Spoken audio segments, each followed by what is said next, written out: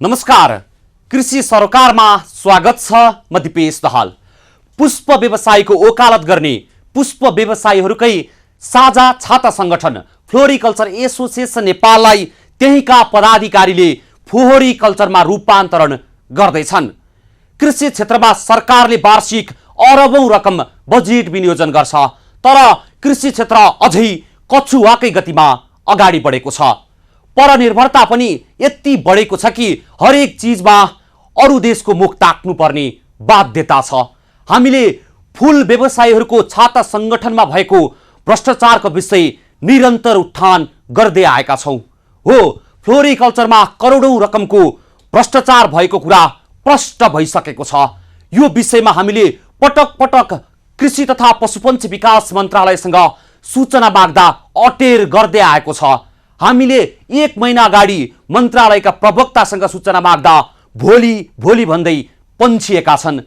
नेपालको संविधानले नै सूचनाको अधिकार दिएको छ, तर मन्त्रालयको रवैया हेर्दा लाग्छ कतै फ्लोरिकल्चरसँग मिलेर मन्त्रालयकै कर्मचारी भ्रष्टाचार गरेको त होइन।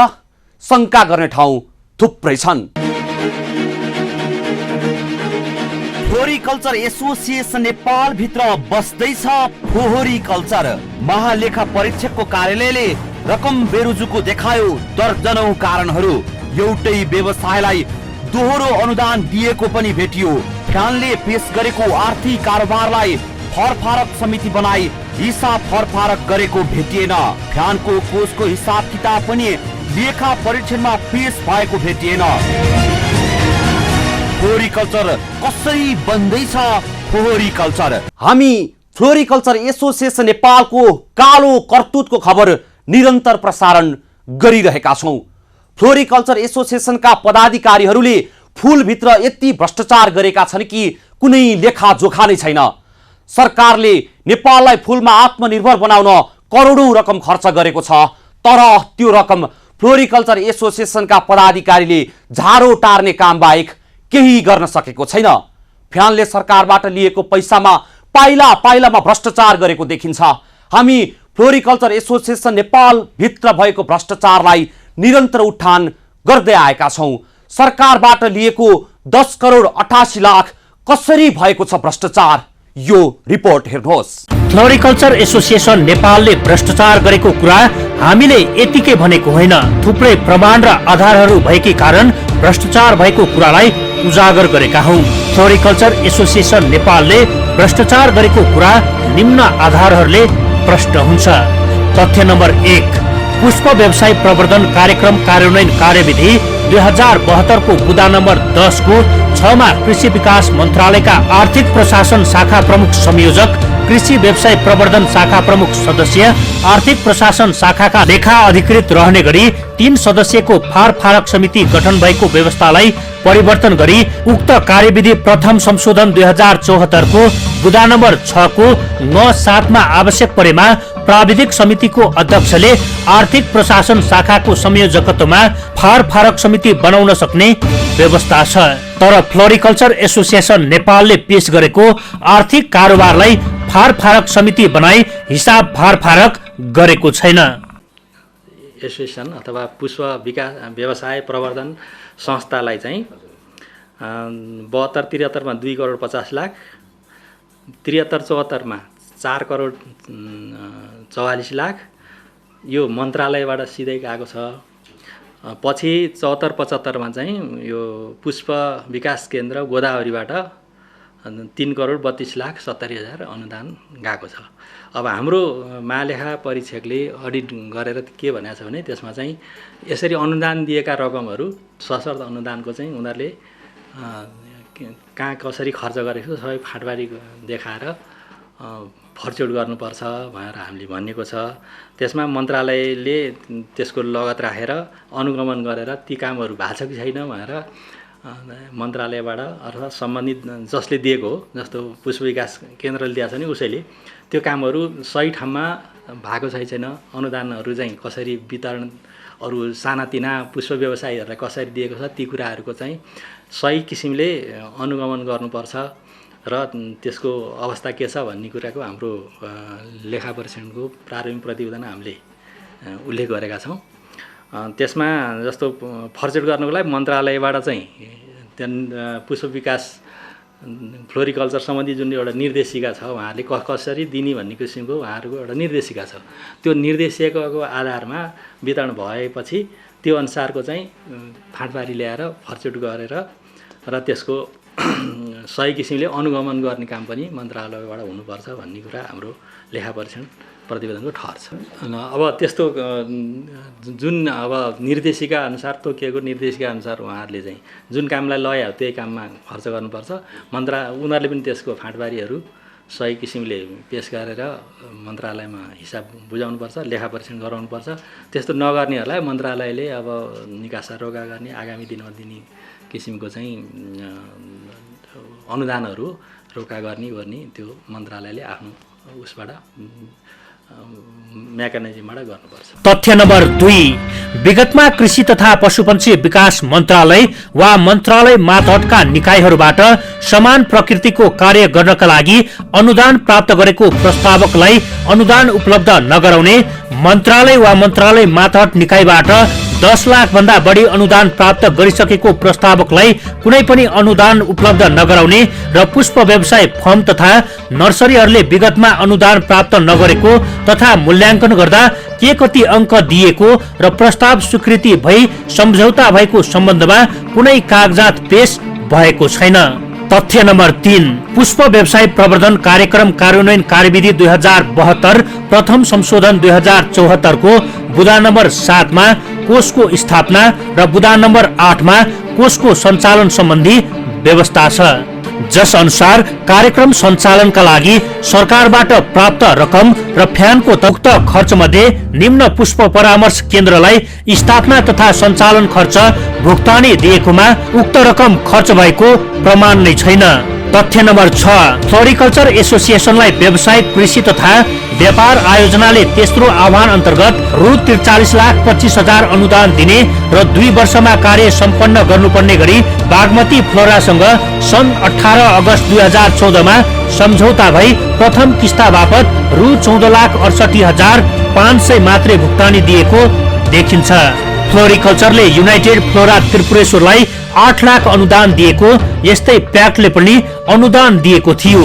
संस्थाले प्राप्त गरेको अनुदान रकमबाट 12 लाखमा कोल्ड रुम खरिद गरेको, तर खरिद गरेको कोल्ड रुम प्रयोग नगरी बाहिर नै राखेको पाइयो। मन्त्रालय अन्तर्गतको आयोजनाबाट अनुदान सम्झौता भई प्रथम किस्ता मात्र भुक्तानी लगेको अवस्थामा पुनः मन्त्रालयबाट समेत अनुदान दिई एउटै संस्थालाई दोहोरो अनुदान दिएको देखिन्छ। यी मुद्दाहरूले पनि प्रश्न हुन्छ फ्लोरिकल्चर एसोसिएसन नेपालको कालो करतुत।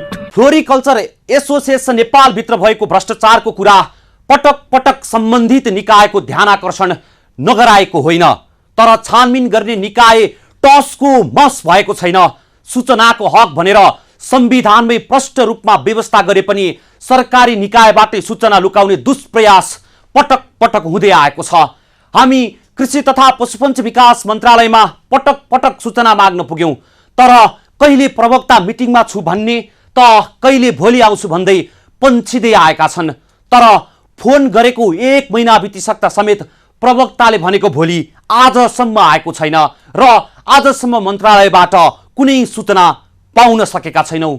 हुन त मन्त्रालयकै कर्मचारीहरू फ्लोरिकल्चर एसोसिएसन नेपालसँग मिलेर भ्रष्टाचार गरेको कुरा बाहिर नआएको होइन, तर सम्बन्धित निकाय नै सूचना दिनबाट मुख फर्काउँछन्।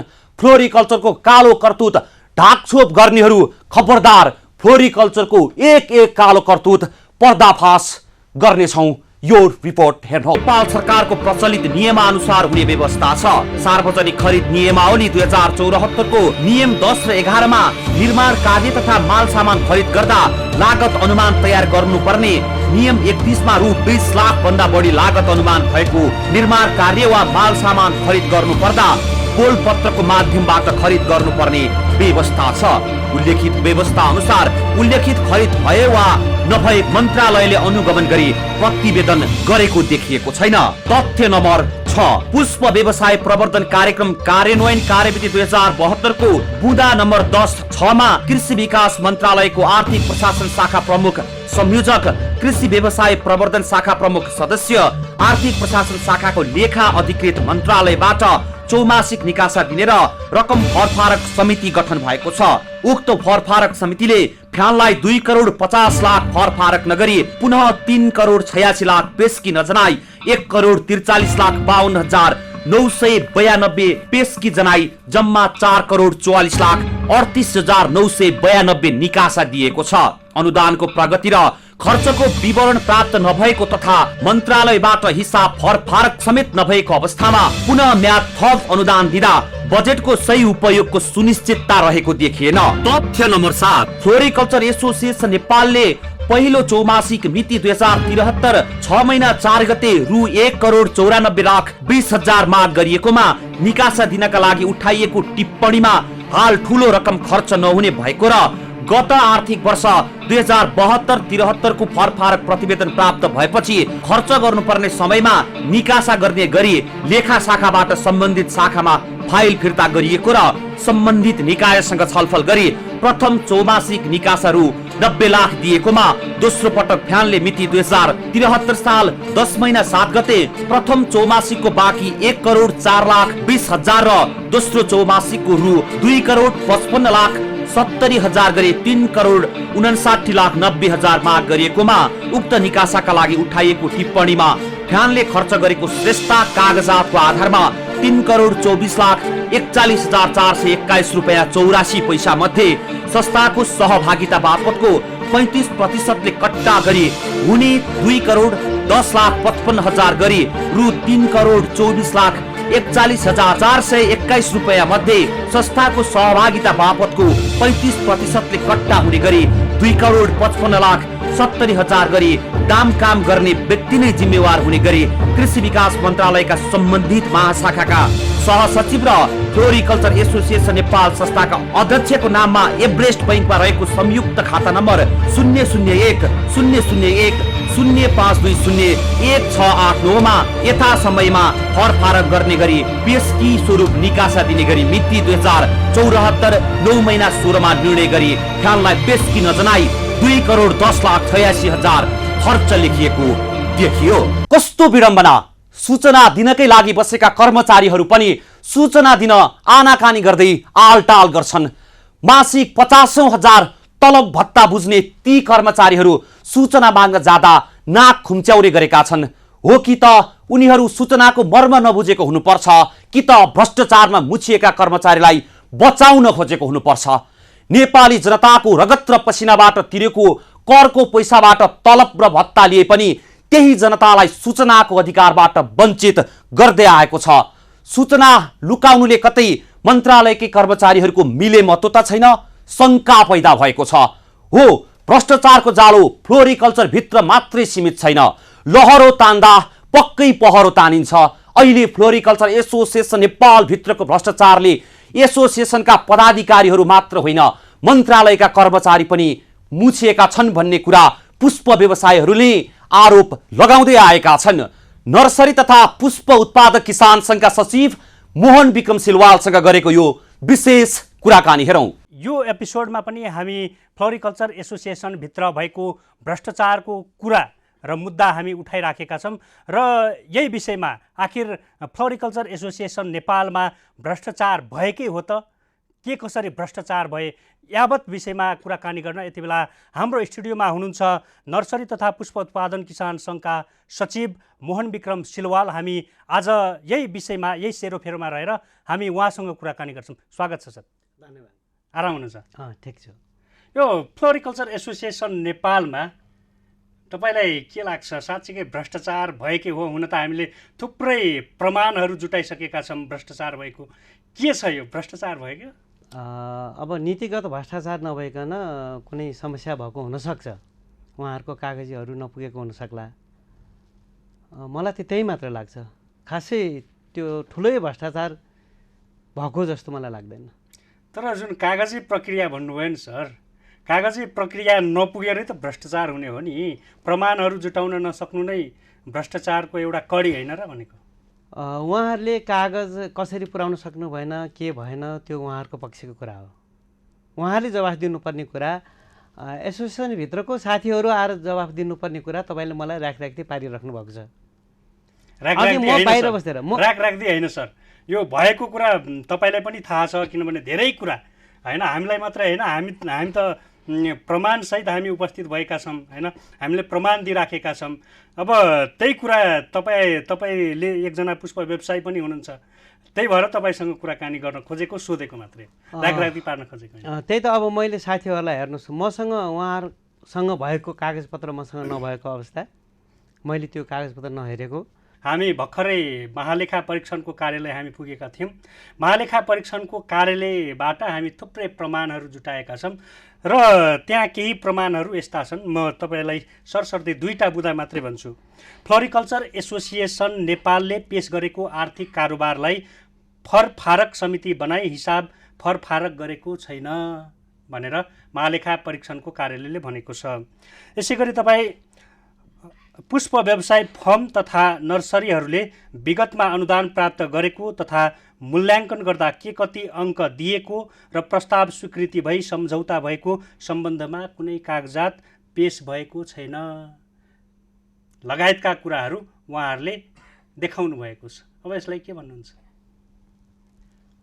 अब महालेखा परीक्षकको कार्यालयले देखाएको कुरालाई मैले गलत भनेर भन्नु सान्दर्भिक हुँदैन।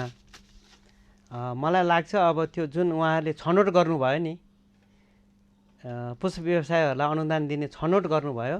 अब तपाईँले योभन्दा अघिल्लो एपिसोडमा मलाई राख्नुभएको प्रश्न अब मैले त्यसलाई चाहिँ नि दोहोऱ्याएँ मैले। यदि उहाँहरूले त्यो छनौट गरेको कागजपत्रहरू, नम्बर दिएको कागजपत्रहरू महालेखा परीक्षकको कार्यालयमा प्रस्तुत गर्न सक्नुभएको छैन भने उहाँहरूले आसेपासेलाई दिनुभएको हुनुपर्छ है। आज मैले भने अब म तपाईँले जुन आसेपासेको कुरा ल्याउनु भयो नि सर, म ठ्याक्कै यसको पनि म प्रमाण दिन सक्छु तपाईँलाई। जस्तो कि यो फ्लोरिकल्चर एसोसिएसन नेपालले जुन सरकारबाट लिएको झन्डै 11 करोड रकम, अब आसेपासेको कुरा गर्नुभयो। मैले यहाँ फ्लोरिकल्चरले युनाइटेड फ्लोरा त्रिपुरेश्वरलाई 8 लाख अनुदान दिएको, यस्तै प्याक्टले पनि अनुदान दिएको होइन। अब तपाईँको एउटै संस्थाले होइन सरकारबाट 2 चोटि अनुदान लिन नमिल्ने प्रावधान रहेको छ। अब यो पनि त देखियो नि होइन। त्यो छैन भने त उहाँको गल्ती हो, उहाँले लिनु नहुने हो। त्यो पनि सायद मलाई लाग्छ उहाँ कार्यकारिणी अध्यक्ष भएकै कारणमा लिएको हो भने उहाँहरूको पदीय दायित्वभन्दा बाहिर भन्नुपर्छ यसलाई। किनभने पदमा बसेको मान्छेले त्याग गरेर व्यवसायको हितमा धेरै काम गर्नुपर्छ। व्यवसायको हित भइसकेपछि अनि आफ्नो पनि हितमा लाग्नुपर्ने हो। पदमा बसेकोले पहिल्यै आफ्नो हित लिनु हुँदैन भन्ने मेरो मान्यता हो। मेरो फर्मबाट मैले लिएको भए मलाई तपाईँले प्रश्न गर्दा म कसरी म आफू जोगिने अथवा यो नीति यो नियम अनुसार चाहिँ ठिक छ भन्ने म बोल्थेँ होला होइन। अरूले लिएको कुरामा मलाई सोद्धाखेरि अलि उपयुक्त नहोला कि भन्ने मलाई लाग्छ। कोही अब पदको दुरुपयोग गरेर अब काम गरिराखेको छ भने त तपाईँ एकजना आम पुष्प व्यवसायी हुनुहुन्छ, अब त्यसको विरोध गर्ने कि नगर्ने होइन। अब पदीय दुरुपयोग होइन, अब नियम विपरीत गयो भने तपाईँ त्यसको विरोधमा त्यसो भए नबोल्नु। त्यो त पक्कै हो, त्यसो भए नबोल्नु, बोल्नुपर्छ। पदीय दुरुपयोग गरेर यताउति छलछाम गरेर कुनै कार्यक्रमहरू गर्न खोज्नु भएको छ भने त्यसको त विरोध गर्नै पर्छ। अब तपाईँले कुरा निकालिहाल्नु भयो। उहाँले लिएको रकममा म कुनै गुनासो गर्दिनँ। मलाई लाग्छ लोकनाथ गैरीजी कार्यकारिणी अध्यक्ष हुने बेलामा उहाँले 4 करोड रुपियाँ बराबरको एउटै प्रोजेक्ट आफ्नो जिल्लामा लगेर राख्न खोज्नु भएको थियो। त्यो विवाद आइसकेपछि त्यो रकम फ्रिज भएर गयो। फ्लोरिकल्चर एसोसिएसनको हितमा काम भएन। अरू प्रमाण पनि म तपाईँलाई दिन सक्छु जुन महालेखा परीक्षण कार्यालयले प्रष्ट भनेको छ। जस्तो कि अब यहाँ आर्थिक कार्यविधि नियमावली 2064 को नियम 96 अनुसार आन्तरिक लेखा परीक्षण तथा 97 अनुसार अन्तिम लेखा परीक्षण गराउनु पर्नेमा कार्यविधिको बुँदा नम्बर 10 को खमा कोषको लेखा परीक्षण रजिस्टर्ड लेखा परीक्षकबाट गराई मन्त्रालयमा उपलब्ध गराउनु पर्ने उल्लेख गरिएको छ। सरकारको नियम कानुनको परिधिभित्र रही आन्तरिक तथा अन्तिम लेखा परीक्षण गराउनु पर्नेमा त्यो देखिएको छैन। यो पनि भनेको छ। यसै गरी अब अर्को पनि यहाँ छ, फ्यानको कोषमा जम्मा गरेको सम्बन्धित भौतिक संरचना वा सामग्रीमा अनुदान प्राप्त गर्ने व्यवस्था गरिएको छ, तर ती संस्थाहरूले फ्यानले बेहोर्नुपर्ने रकम कोषमा जम्मा गरेको प्रमाण कागजात समेत पेश गरिएको छैन। के भन्ने सर यसलाई? ए तपाईँले के महालेखा परीक्षक महालेखा परीक्षणको यो सरसर्दी यही बुदा हो, हामी महालेखा परीक्षण कार्यालयबाट ल्याएको।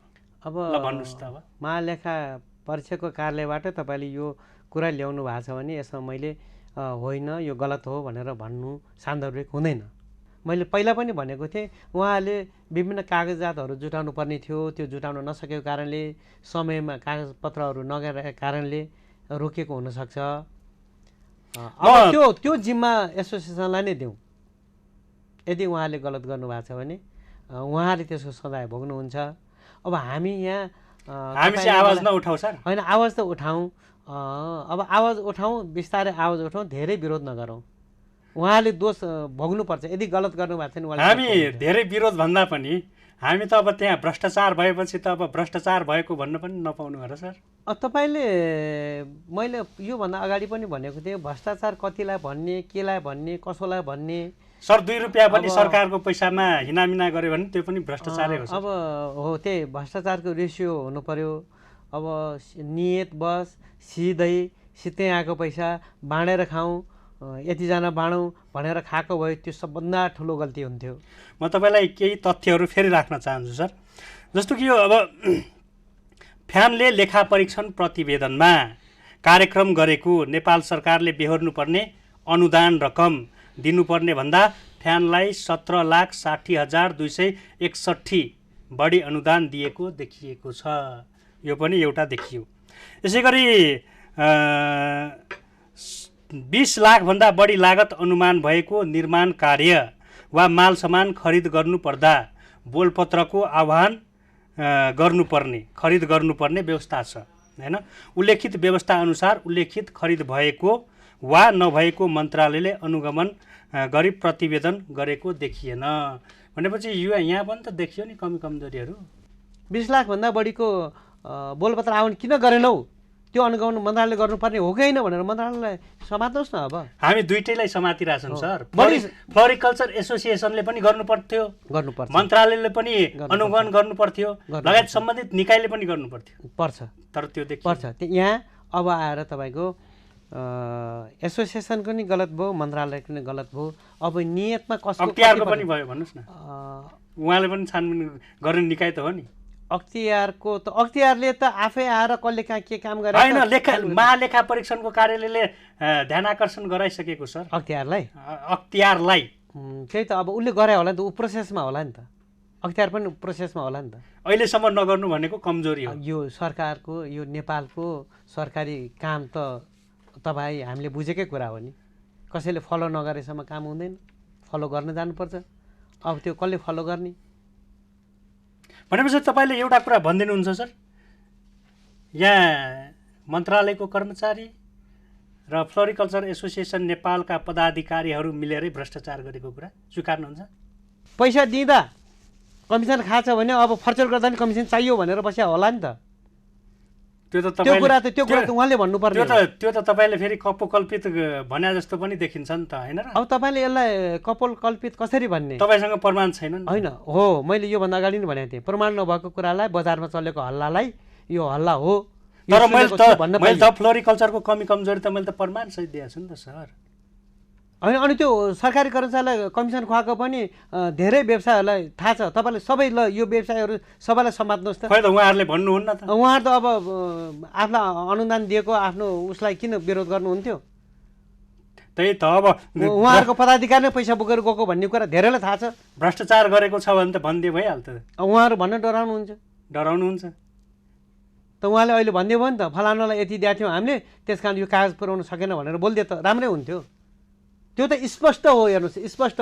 उहाँहरूको सुन्ने मान्छे धेरै छन्, बरु मैले नसुनेको मलाई अरूले सुनाउनु भयो। उहाँहरूको विभिन्न फोरममा फलानालाई यति दिनु, फलानालाई यति दिनु, फलानाले बोकेर जाने भनेर तोक्नु भएको छ उहाँहरूले। हुन्छ, समय र संवादको लागि धन्यवाद सर। हस्, धन्यवाद। उहाँ हुनुहुन्थ्यो नर्सरी तथा पुष्प उत्पादन किसान सङ्घका सचिव मोहन विक्रम सिलवाल। हामी उहाँसँग कुराकानी गऱ्यौँ। फ्लोरिकल्चर एसोसिएसनमा जुन भ्रष्टाचार देखिएको छ त्यो भ्रष्टाचारको विषयमा आज हामी रहेर कुराकानी गऱ्यौँ। सूचना लुकाउन खोज्नु भ्रष्टाचार र भ्रष्टाचारीलाई लुकाउनु जस्तै हो। कृषि तथा पशुपन्छी विकास मन्त्रालयले सूचना दिन आनाकानी गरेको एउटा उदाहरण मात्रै हो।